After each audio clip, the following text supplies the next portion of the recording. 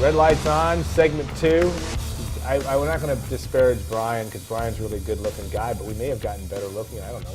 Bruce Parkinson, Randy Shields, but Ralph Taylor in the wings waiting for Morgan Burke. I think it may be the creme de la creme at the end. Guys, welcome to the show. And a very special, it's been a difficult time, but a special time, too, to celebrate the life of Bob King. And for those of you that don't know, Bob King, Coach Bob, is really, you could argue, not only is kind of been the glue to Purdue basketball since 1960, but really, if you really want to look at it, he has been not only just at Purdue, but for the state of Indiana, and it goes on beyond Indiana's border. But he has been basketball in the state, but he's so much more than that, and has wonderful relationships for you guys that were players. Of course, Randy played. I always kid Randy, but he holds the Mackey Arena rebound record. Said, I believe, as a freshman. I think you still hold it. You tell your kids that, I'm sure. And Bruce Parkinson still Purdue's all-time assist leader. Randy played. You were on the NIT championship team. Graduated in '74. Bruce was one of those fifth-year guys because of an injury. His last year, '76-'77, played on Purdue's NIT championship. We both played in Purdue's NIT championship. So, with that famed introduction, but Bruce, it's hard to put into words what this guy's meant, Bob King has meant to all of us, but to you guys as players that have been so close to him for so long, it's not just been your time as a player, it's been since then as well. Yeah, Alan, I think that, we all had our own story, and, the first one you wrote was so good because it triggered so many memories for people, and unlike any person I've ever had a relationship with, or friends, or from sports world, or even outside, it was like we all needed to tell our Coach Bob story. Randy had a story, Joe Barry had a story, Dave Shellhouse had a story, Jerry Nichols, and you captured that in the Gold and Black. It was just a beautiful article, but it was like he connected with each and every one of us, whether we were a starter or a sub. Regardless of economic circumstances we came from, regardless of our race. Coach Bob came, remembering when he first started, that was a very different time than where we are now. And he set the stage of, there are special things about Purdue that lend itself to the culture and the values. Coach Bob was all of those, and I think we all know there's a special Boilermaker Award, and I remember the year Coach Bob won that award, and I thought, if this guy, and there was a lady by the name of Pat Moore out of the admissions office, if you talk about two of the finest representatives of this university we've ever had, those two were special Boilermakers. I know there have been a whole bunch of others, but I thought that's why that award was made, and he's had a lot of impact on us. And Randy, you obviously, when he passed away a week and a half ago at the age of 92, you had an experience with him and knowing him for 40 years. Right. And talk about the first time you met him, and then some of the impact that you had, because he didn't change in look hardly at all. I mean, I think it was Mike Steele who said that he looked like he was 92 when he was 52, and he looked like he was 52 when he was 92. Yeah. Randy, share your experience. And the only problem is recently we're the ones that seem to have aged. Yeah, Coach Bob never did. Still has flat top. But the first time I met Coach Bob was in his office in Mackey Arena, which was a popular place for all the players as we went through school. But the first time I did with other players on that weekend, he was wearing his cardigan sweater, his nice white shirt, buttoned down, of course, and he had his patented khaki pants and his penny loafers on. Yeah. And he might switch to a sport coat. Yeah. But that was Coach Bob throughout our entire life. And as you said, here's a guy who was a legend in Indiana high school basketball and, of course, Purdue tradition. And he tells stories about his father taking him and his brother to see John Wooden play. Yeah. And so he transcends decades of basketball. And I'm sure Ralph will talk about some of the great things he did to diversify basketball here in Indiana in the 60s. But he was a mentor to many of us, a father, a priest, if you will, for confession, and occasionally. But he was willing to lecture. Don't get it wrong. He was not always he was always friendly, but he would get after you. Absolutely, and sometimes we all needed that. Yeah. Again, that's where I think this bond began. So even through life, many of us would check in with him throughout our lives on job changes or family situations and everything else. But he was always there for us. He was one of the greatest listeners that you would ever meet. One of my favorite things growing up, and these guys are all a lot older than I am, so there's no issue here. But no, Bruce, when you were recruited, it was a great story, obviously, and I was a grade school friend of Bob's son, Mike, and we would get to hear who they're recruiting, and Bruce Parkinson from Yorktown, and he's, his dad had played at Kentucky, and, Kentucky's interested in him, and Bob would be very, it was always, he's always very quiet about how it was, but he'd tell us who they were in on. And it was always very interesting. But talk about him as a recruiter and what got you to decide on Purdue, because he had a role with that. Well, there were multiple things, but Coach Bob was for sure the reason. And I didn't get to know George King, who, of course, I played for Coach Schaus, but it was the year that they were switching roles, and Coach Schaus was coming in. But Coach Bob came to my first game that I had a recruit. Coach Cum was my sophomore year at we were playing Delta, and at the same time remembering that Mackey was new.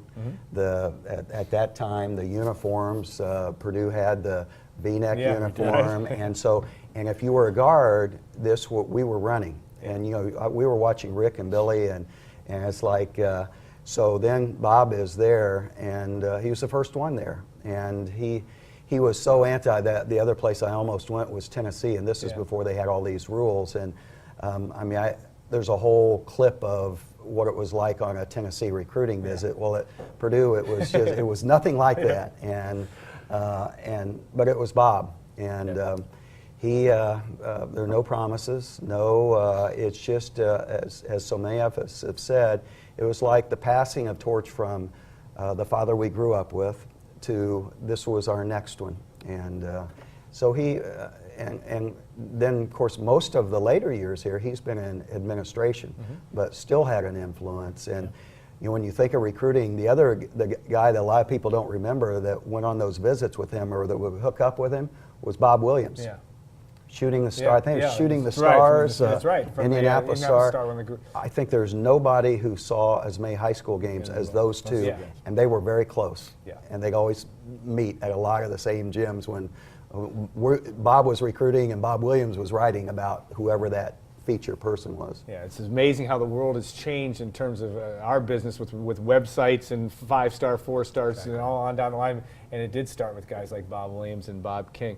Randy, you look back over the years, and the beauty of all this has been, and you've played a big role, obviously, with the Purdue basketball family, but keeping the family together. And I think that was something that Bob, it was always, he gave everyone a focal point to be able to, if there was a reason to do something, it was a reason to be around him. It'll be different now, and yet talk about that legacy that he left and the importance of Bob was not always the most warm and fuzzy guy, but you had that sense that this thing really meant a lot to him, that this family grew, and you guys were all sons to him. Sure. Well, I think because he knew so many people and had witnessed so many games, knew so many refs, coaches, and players, that he was a valued resource to new coaches, current coaches, and I attended many lunches with coaches from the Indiana Basketball Association that continued to take him out to lunch. Yeah. One of his favorite places was always MCL Cafeteria. A lot of different sites. But his brother Tom would join us as well. And, there are just a lot of people seeking the opportunity to go out and talk basketball with Coach Bob. And then when we all got together, he'd always be there. Last year we were together at Arnie's with Roger Blaylock and Coach Bob. And, those types of things he would always try to make, no matter what, with his son Mike. And if Susan and Mark there in town, we could try to see them also, thinking back to the 90th birthday party that we had with him with over 100 people. So everybody, I guess, just, again, because of that close bond and what he meant to all of us, we're always happy to make time for him because he always made time for us. The interesting thing, too, about him is he didn't really want to be the center of attention at all, and didn't always say a lot. It was always interesting. I think somebody had written about calling him I think it was Nancy Cross that had written about him being the E.F. Hutton, because he was a guy that when he said something, you needed to take it to heart. tell me a story, if you have one, of when you might not have seen eye to eye in terms of, you guys were both college students once, and did you ever have a difference of opinion or have to try to convince him of your way of thinking? Well, I think where we heard Coach Bob's wrath, we all earned it very well at different times. One had to do with missing classes, and Mike Steele kind of said, "This is, he's kind of like the IRS. You better tell him the truth because he knew before you came in." So there was either skipping class or parking tickets. Yeah. And both of those, and when you came in and had a request, I don't remember what the rules were about tickets for the game.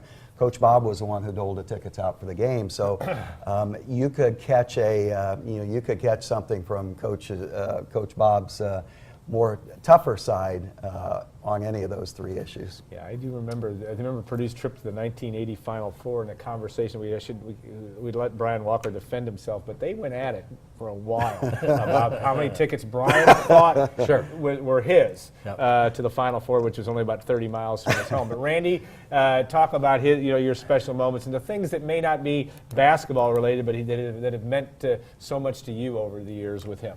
Well, I think, again, the time to just touch base with him, see how he's been doing. You learned a lot of things about Coach Bob. He actually was an avid reader. He liked spy novels. Yeah. He was a chocoholic. He liked chocolate shakes, chocolate candy. My wife would perhaps make a chocolate pie, or something for him. But he also loved golf. Yes, and, he did. Not a very good golfer, but he loved golf. But he watched a lot of golf, too, and everything. And if you did disagree, it was just for a little while. Oh, yeah. Common ground was very quickly found, and again, a good memory. One of the things we'll also miss, some of us gentlemen, as we've aged, he's one of the few people that would call you kiddo. Yeah. And there's not too many people anymore that call us that, so it's going to be something we'll miss hearing from Coach Bob. The thing that always was interesting for me was that you always had a sense that if you ever were a little bit out of, had a question of how you were supposed to do something right, you'd kind of go back and always wrote thank you notes. Like I said, didn't talk a lot about himself, and just a phenomenal listener. I thought that was the thing I probably learned as much from him, is that you just, if you just be quiet for seconds, you might learn something, and he was certainly that way. But I didn't know about the spy novels. I did know that there was just nothing better than to talk about the state of basketball. And one thing that was interesting in his last couple of years is how proud he was. People kid him about how many colleges he attended, which is, I think, might have been 5 or 6 over time. I don't know if it's quite that many, but he, the fact that Butler also, and he was honored at Hinkle Fieldhouse, and I think Brad Stevens had him down there for an event. That meant a lot to him. Obviously, with Phil Borst, I think they were down there as well. That it just meant that I think he's an example of a guy where we all hope we live long enough for things to come full circle. It came full circle for him. Alan, I wanted to say one thing. I'd be remiss if I didn't in this kind of a segment. He was a very unassuming man, as you said. But the other thing that we were blessed is you almost can't have a conversation with one of the athletes that went through that don't mention something about him being a father figure. Yeah. That's also, I thought all those years of how much time he spent with us, and I said this at his 90th birthday, but I'd like to say again today, a couple other heroes in that family, Susie and Mike. Yeah, no question. And they shared their father with us. You brought that out well. And I think there are many times that he spent a lot of time. That's kind of the deal about coaching, is that there's a lot of time away from home. And Susie and Mike shared their dad with us, and all of us will be forever grateful for that. Yeah, and I was going to say one thing. He shared that, but wife Nancy was also about as big a piece of work as you could ever find. But how those two ever got together? Great personality. And Mike and Sue are different as well, but they're just Nancy bigger than life. But I don't know how those guys. I think the reason why he was on the road so much that probably helped that marriage. I don't know, but Nancy played a huge role as the mom for a lot of guys. And she was truly a perky lady. Oh yeah, the smile on her face and said exactly what she thought. Oh yeah, exactly. She was very honest. The other thing I want to say, I think, is also part of Coach Bob that's so important. And Bruce, I'm glad you brought up Mike and Susan as well, but. Coach Bob passed on to us a lot of things that even came from Coach Tony Hinkle. And that was to give back to the game of basketball. And again, I really think this man demonstrated what Tony had taught him to give back. And the game is such a great, simple game, but there's so many ways to give back through it to life, and that's, again, what Coach Bob taught us. Yeah, he said you need to respect the game. I remember him saying that a lot, and I suspect that must have come from Coach Hinkle. Yep. Yeah, and some of the times when he would get more animated would be about that, when he would see guys not respecting the game and not playing the game. We always had that discussion about high or low basketball IQs, and we would compare notes from time to time. But I would think one thing, and I would always be wrong. In the end of the day, he would figure out. I mean, you'd find out a guy 2 or 3 years later he'd end up being, Bob would be right about how guys played and how they fit into. He was a master at that, and again, all the people that came to see him over the years, it's an unbelievable list. What part of keeping this thing, and we were talking about keeping the basketball family together, and obviously Purdue's basketball tradition. We're all glad that Coach Bob didn't live to see Wednesday night in terms of the Indiana game. That might have been hard on him, but. This is a great tradition that it's so important to both of you guys, and there's maybe some events coming up and some opportunities to celebrate Bob's life. I mean, I think we're going to hopefully be able to do some things and continue to keep that legacy going. Absolutely. Yeah, well, go ahead. No, I was going to say yes. So we're going to try to get a hold through the athletic department and through our email address list. Many of the old players, hopefully, will have an opportunity or two before the end of the season.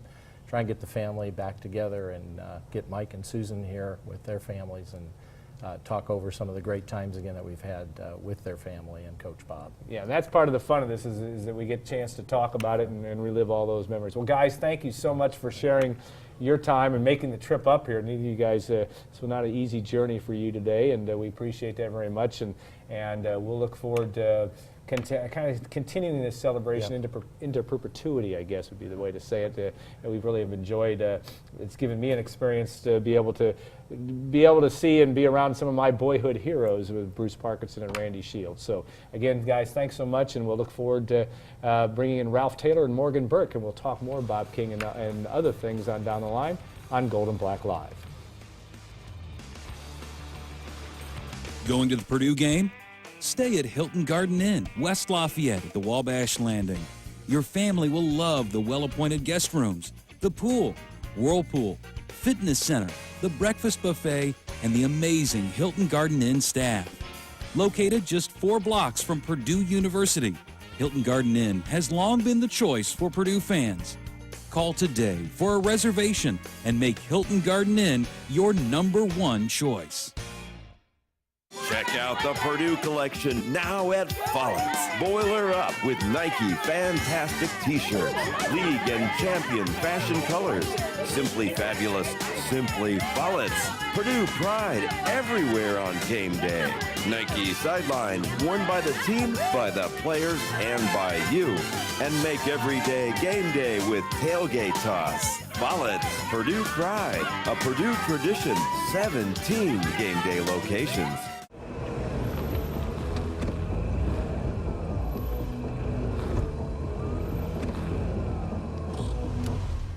Good driver? We've got a discount for that and a lot more. See State Farm agent Trent Johnson to make sure you get all the discounts you deserve on your car insurance. Saving you money? It's just part of being there. Call or visit Trent today. Like a good neighbor, State Farm is there.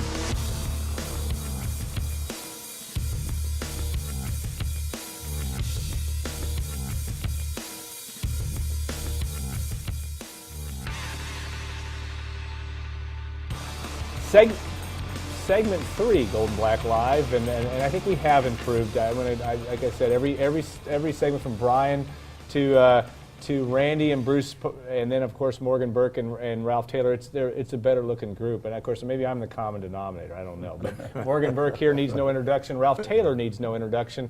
And today's topic is Bob King, and really celebrating a life I think that we all would hope that at age 92 we could look back and say that that's the way we lived our life. But Morgan, for you, you obviously knew of Bob before you came as athletic director, but this is a guy that really had an impact in the way that you ran your ship from 1993 on. Right. You know, it was interesting because I was a swimmer here. That's why you have Ralph and I at the end, because Yeah. we were part of the wisdom group. Yeah, there you go. Late Smart guy. 60s, early 70s. But so I knew Bob, a little bit when I was here as a swimmer, and I was always scared because he had that haircut. Yeah. I figured, we didn't wear our hair quite that short in that era. And but when I came back to Purdue, he accepted me with open arms, and I think, as the other players have mentioned, whenever I needed a question, I wanted to bounce something off somebody, you always would get sage advice, and he would be honest with you. And we used to sit together at men's basketball games, and he thought I was too harsh on the officials. Yeah. He wouldn't want to be there Wednesday night. Yeah, that's what I heard. But it was kind of funny because he said after about 10 years, he says, you're starting to figure this game out. He says, about another 10 more years, you'll have it down. And I heard him say that. Ralph, and for you, obviously, knowing and recruiting you out of an excellent state championship basketball program in Indianapolis, Washington, and with yourself and Billy Keller. Talk about maybe your first experience with him and how he began to impact your life, not only just in your college days, but on down the road.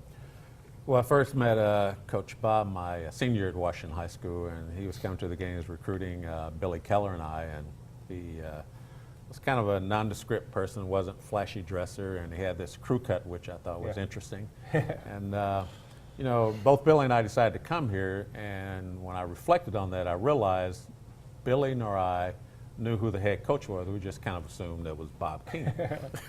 And I think his impact on my life, I think he just taught me so much about humility. He also taught me how to really be disciplined, the importance of going to class, the value of getting a good education. And later on in life, I realized that, this was like Father Flanagan figure, not only to myself, but so many other former basketball players. And it's kind of like if you ever wanted to follow in anybody's footsteps, this would be the person to follow in his footsteps. No question on that. In Morgan, with you, you come in as athletic director. He's on the staff. You have to make decisions on what direction you're going to head with your own group. But talk about, obviously you hadn't had an experience with Bob as a student athlete, but how he helped guide you through the waters as you tried to figure out exactly how you wanted to make an impact on Purdue athletics. Well, actually, there was a trio there at that time. They're all very helpful. Bob, Dale Samuels, and Bob DeMoss. I think to this day they feel like they set things in motion. But in Bob's case, we had he really was the father of academic advising for student athlete, and as Ralph alluded to, it wasn't the coursework, it was the time management, it was the importance of the education. He could see through when you were having a problem. It may not be school related. He could figure it out, and he'd get you to talk about it. Yeah. And he had one of the best, I think, skills that anybody could have then and now, and that is the ability to ask a question and then just stop. And even if there's a long pause, to stop. And he would get people to talk, and I think he had a huge impact in terms of how we began to roll out the academic advising program that now has grown under Ed Howlett's leadership. Yeah, and the ability to do. I love you. One of my favorite stories is your story about his scouting for Crispus Attucks, and obviously Indianapolis. When you were growing up in the world of segregation and all that he had to go through, but also some of the sacrifices. That was a great example for everyone. Tell us a little bit about the story of the scouting. He was obviously a coach at Shortridge at the time. Crispus Attucks with Oscar Robertson, Willie Merriweather on down the line. One of the great basketball teams in the history of high school basketball. But tell us that story. Well, Crispus Attucks, as you know, was the all-black high school in Indianapolis, and Shortridge had African-American players, and the rivalry was very intense. It would be similar to the IU-Purdue rivalry.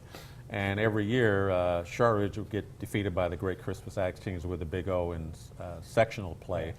And Coach Bob had such great respect for Ray Crow and the type program that he was running, and also the way these young men handled themselves under less than pleasant situations around the state. And he just thought, well, you know, I can't beat them, but I would just like to do something to help. So he decided that he would do the scouting reports for the Crispus Attucks teams during tournament play. And this was not well received by the coaching community around the state. And this also reflected another side of Coach Bob King. He really wasn't concerned about what you thought about what he was doing, because he knew whatever he was doing was the right thing to do from a humanitarian standpoint. And the players I've talked to that played at Crispus Attucks at that time, they remember him, and also they remember the stand he took for them. And in a time that was not easy to make that stand, that's for certain.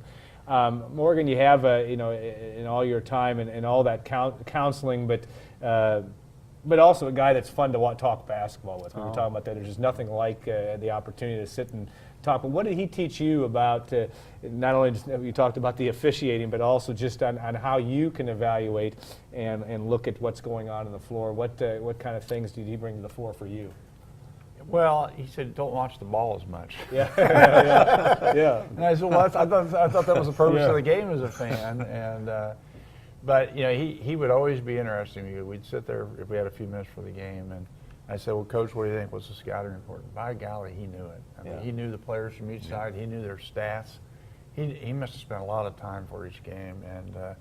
And then I'd always ask him about the officials, and I was always on a few of them in particular, who I won't name on air.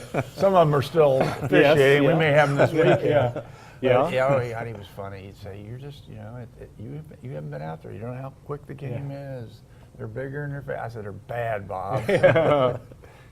Yeah, and I think that was part of it. And he would have some times where he would, whenever he was critical of officials, he'd have a different way of saying it that didn't sound as forward as some of us. Ralph, obviously a very magical time in Purdue basketball was your time, and an opportunity to go to the Final Four and play at a very, very high level, and guys that Bob King recruited. Certainly not solely, but there are a lot of guys, you know, from yourself and Billy Keller and Rick Mount and Chuck Davis on down the line. You're obviously probably impartial to or partial to that team and its ability, but that was a very special time to be able to put Purdue basketball, and when the arena was being built, he had a huge impact on really elevating, as did George King, but at elevating this program to a level it's enjoyed for a long time. Yeah, so you're right, and the unique thing about that team was George King was the head coach. Yeah. Bob King was the one who had the utmost respect of all the players and the ones that the players listened to, and he also recruited all of us. And I think one of the funny stories about that team was we went to Los Angeles to play UCLA opening game of the season, our senior year. And we were a tight-knit group, so we all decided to go to the Sunset Strip and visit the Playboy Club, which was a nice place. And we missed our curfew. We were supposed to be back at 12. We got back around 12:30, and Coach Bob always made the curfew check. So we pull up in this car driven by a Purdue fan, and it was all of us, and we get out of the van, and Coach Bob is there to greet us. And he said, well, you're about a half hour late for curfew. And we realized that nothing probably would happen because we had Rick Mount with us. So. And he never shared with George King that we had all broken curfew. Otherwise, he would have had to suspend all 12 of us from the game against UCLA. So yeah, I think that was a wise choice. I think George Faber was in there somewhere. He was. Too, but it was his friend. It was his friend that drove. That's what I understood. But George was invited today and had a business inability to get here today. But we would love to have had George to kind of defend himself, because I think he was part of the problem there. Yeah, from that he organized the trip. Yeah. He was the youngest guy in the roster. Yes, he was. Yeah. So much for the old guys. The old guys leading the young guys. Yeah, I think that was a big part of it, and yet Bob's respect, Morgan, in obviously not only in the coaching world, but in the athletic administration world is. Certainly was a great thing for Purdue University for a long time. Long after he was out of coaching, doing the day-to-day duties of coaching. But talk about not only his role as in basketball, but he helped every student athlete that kind of came through the door. I think he really was. I mean, while his emphasis early on was academic advising for basketball, it morphed into the entire department. He had great respect from the faculty. They knew that Bob was a no-nonsense guy. He'd been a high school teacher, and was going to hold people accountable. And so that was a huge plus. And I think he would also, when you got into the conference, because it was kind of new at that time to begin to offer up what we do today, and we think nothing of it. But when these guys were on the road and didn't get to travel by plane probably quite as much as they do today. Yeah. They flew long distances, but the tutors, the mentors that are available today, he was just part of envisioning what needed to be done. And so therefore, when the conference was beginning to have discussions among athletic administrators about what's appropriate, what's not appropriate, he was very persuasive with the faculty athletic reps that no, this is important. They're going to be gone on for a game on a Wednesday, and they have to leave Tuesday, don't get back till late Wednesday. They're going to miss classes. They need that assistance. It's not a crutch. Nobody's going to do the work for them. And he was the other one who really encouraged me, and it's something that Dr. Ed Howard, who heads the area now, has held on to. We do virtually 100% of the tutoring on athletic department premises. And Bob felt very strongly. He says, I really don't want tutors out all over campus because we don't know what's going on. Yeah. And he says the last thing you need to do is have somebody write a paper or do something silly for people. So he just, again, he had sage advice, and he held the kids accountable, and I think that the kids respected him. Yeah. No, they respected him. And the ability too for Ralph to be around him in a time as a player, and you were one of the great, it's really a little known fact though, if you were going to games at the time, one of the great crowd favorites was Ralph Taylor in the first year of Mackey Arena. Yes, Rick Mount scored a lot of points, but when Ralph Taylor came in the game, the place went nuts. But talk about Bob and how simple he was. He was never about fanfare. That conservative, like I said, it was the same thing every day with him. It seemed like it was like Groundhog Day every day with Coach Bob. But you have a guy that that you mentioned a little bit earlier about that life lesson of trying to bring the lunch pail every day. That's a very valuable lesson that I think will be his legacy. Well, you're absolutely right, and I think the other thing to remember during this time, we're talking the 60s, which is the beginning of racial unrest. Purdue is not necessarily known as a hospitable campus. Dorms are just integrated probably several years before that. He had the ability in bringing in individuals like Roger Blaylock, who came from a de facto segregated school, the late Herm Gilliam, who came from a segregated school in North Carolina, and others of us. And at the time, there was probably 20,000 students on campus. African-American enrollment was about 65. Yeah. But when he brought us on campus, he made sure that no matter what, we could come and talk to him. And he made sure that we would have a good experience, because one of the things he taught us was that if you carry yourself in a certain way with dignity and pride, you're going to get through this. And every time I talk to the late Herm Gilliam's mother, she shares that were it not for Coach Bob, Herm Gilliam probably would have left after his freshman year, because you got to remember, this is a kid coming from a totally segregated environment, first 18 years of his life. But the difference maker in him staying on campus was Bob King, and his ability to share with Herman that this is part of life's lessons. If you get through this experience, down the road, the rest of life will be a piece of cake. Yeah, Morgan, for you, being able to look and coming to Purdue from business and then from a different perspective, what did he teach you even in your early years in terms of dealing with the student athlete? Obviously, you were a student athlete yourself, but what helpful tips do you think that helped you sway you to how you were going to handle not only student athletes, but also your staff? Well, I think more of the staff than the student athlete. I think I remember some of my first meetings with Gene Cady, and they were unusual. Yeah. And because Gene was a stream of consciousness guy, whatever was on his mind didn't mean he thought about it very long. No. Don't get mad at me, Gene. But he told me that it was really important. I was used to having somebody come in, be very organized, pre-work. They've thought through, this is what they want to accomplish. And he said, coaches are not like that. When they meet with an administrator, it's whatever happened in 5 minutes before. He said, so don't feel compelled to give them an answer in the meeting. Just pause and And he said, you know, nodding your head doesn't mean yes. Yeah. Nodding your head means you understand, you've heard them. And probably good advice. That's probably why Gene and I lived together so long. I always remind Gene he worked with me longer than he did George King. Yeah. Stream of consciousness. I think that's a great way to say it. And Ralph, for you, you're a soft-spoken guy, kind of similar in tone with Coach Bob. When you ever seen him get mad? Never saw him get mad. Really? Never. You never saw him, and he just was the guy, an ability to always keep his cool. Yes, and I think you know that was a rare trait because a lot of coaches, you know, they're kind of like off the chart when it comes to anger management. Yeah. But that was not an issue with Coach Bob. Just very even keel, mild mannered guy. Well, think how many head coaches he worked with. I mean, did he do anything with Ray Eddy? Yeah, oh yeah. Yeah, So he did Ray Eddy, George and George kept him. Yeah. And then Fred Strauss Fred kept kept him. him. Yeah. I mean, and I think Lee Rose, I think about that point in time. He was out. Before That's the right. Yeah, but I mean, that doesn't happen today.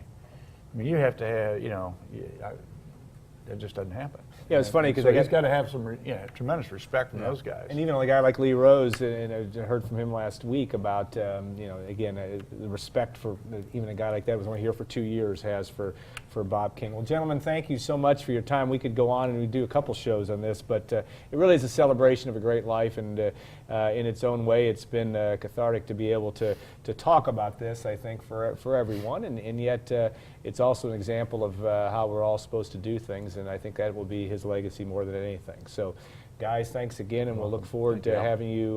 We'll look forward to hearing Ralph.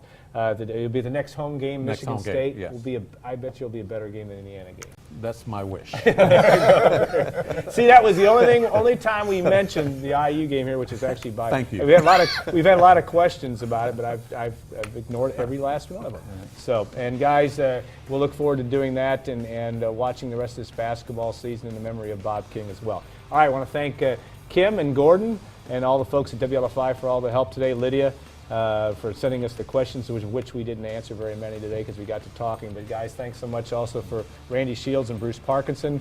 It was a lot of fun to be able to talk about the life of Bob King, and we will replay this and put it up on our website tonight so that others that weren't able to watch the entire show can do so. So we'll be back next week, talk National Signing Day. Daryl Hazel, which we very much look forward to, will be on our show, and I'm sure we'll have a lot to talk about in Purdue's recruiting class of 2013. And stay tuned next week, next Friday, same time on Gold and Black Live.